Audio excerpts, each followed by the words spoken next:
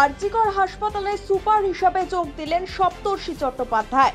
বৃহস্পতিবার বিকেল 4টের সময় আরজিকর হাসপাতালে এসে পৌঁছন তিনি।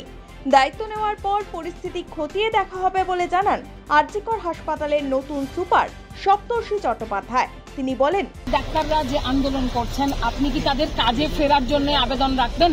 আমি একবার ওদের সঙ্গে পুরোপুরি কথা বলি। তাদের কিছু দাবি আছে। আমি অ্যাকচুয়ালি আরজিকরে যারা আমাদের এখানে স্টুডেন্টস আছে, আমাদের যারা বাচ্চা, আমি তাদের সঙ্গে একবার কথা বলি সিট যে তাদের কি স্পেসিফিক ডিমান্ডস আছে।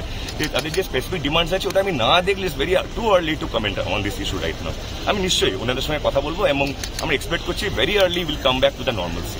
বাঁকুড়া মেডিকেল কলেজ হাসপাতালে সুপার পদে ছিলেন সপ্তর্ষি চট্টোপাধ্যায়। এবার কলকাতার আরজিকর হাসপাতালে সুপার পদে বসানো হলো তাকে। বুধবারই স্বাস্থ্য ভবনের তরফ থেকে এই কথা জানানো হয়। এরপর বৃহস্পতিবার বাঁকুড়া থেকে কলকাতায় আসেন তিনি। চিকিৎসক, নার্স, স্বাস্থ্যকর্মী, জুনিয়র চিকিৎসক সকলেরই নিরাপত্তা হলো গুরুত্বপূর্ণ বিষয়। সেই নিরাপত্তাকে সুনিশ্চিত করতে হবে।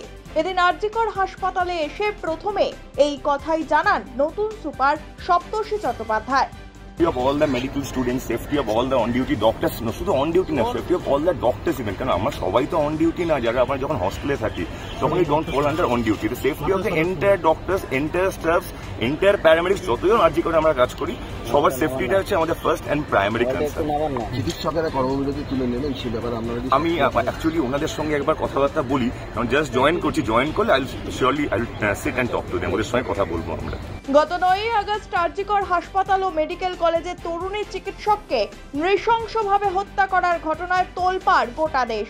এরই মাঝে গত 14ই আগস্ট গভীর রাতে যখন এই ঘটনার প্রতিবাদে পথে নেমেছিলেন গোটা রাজ্যের মানুষ, ঠিক তখনই প্রায় কয়েক হাজার লোক আরজিকর হাসপাতালে ঢুকে ভাঙচুর চালায় বলে অভিযোগ।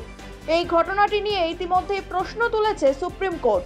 এই নিয়ে কলকাতা পুলিশকে রীতিমতো শীর্ষ আদালতের রোষের মুখে পড়তে হয়েছে। মঙ্গলবার শতপ্রণোদিত মামলার শুনানির প্রথম দিনই সুপ্রিম কোর্ট আরজিকরের নিরাপত্তার দায়িত্ব তুলে দেয় সিআইএসএফ এর হাতে। তারপরই এই নিয়ে শুরু হয় তৎপরতা। বৃহস্পতিবারই দু কোম্পানির কেন্দ্রীয় বাহিনী মোতায়েন করা হয় আরজিকরে। কিন্তু এত কিছুর পরেও আসল ঘটনা অর্থাৎ তরুণী চিকিৎসকের হত্যার ঘটনায় দোষী কবে শাস্তি পায় এবং এই ঘটনার সঠিক বিচার কবে হবে, এখন সেদিকেই তাকিয়ে গোটা দেশ।